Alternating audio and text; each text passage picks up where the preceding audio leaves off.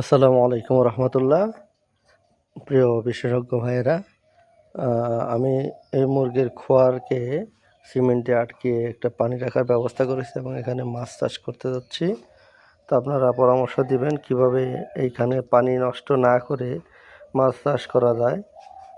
কিন্তু সমস্যা হচ্ছে আমার এখানে পানি গন্ধ আসতেছে, এই গন্ধটা দূর করতে পারতেছি না। পানি পরিবর্তন করতে হয়, কিন্তু আমি চাচ্ছি না পানি বারবার পরিবর্তন করতে।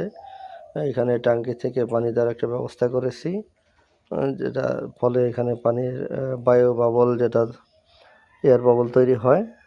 বাতাসের অক্সিজেনের মোটামুটি আছে এখন, কিন্তু পরবর্তীতে দেখা যাবে অক্সিজেনের স্বল্পতা পড়ে গেছে। এখন এটা কিভাবে কি করা যায়, কী কী দিলে পানিটা পরিষ্কার থাকবে, খাদ্য উৎপাদন হবে আর এই গন্ধটা দূর হবে, সেই বিষয়ে আপনাদের পরামর্শ চাচ্ছি। হ্যাঁ, আর একটা বিষয়, আমি এখানে ফিড ব্যবহার করি, কিন্তু ফিডটা আমার মনে হয় ফিড দেওয়ার ফলে পানিটা গন্ধ হচ্ছে। ফিড না দিয়ে বা অন্য কী দিলে তেলাপিয়া খাবে, সে বিষয়ে আপনাদের পরামর্শ চাচ্ছি। আসসালামু আলাইকুম।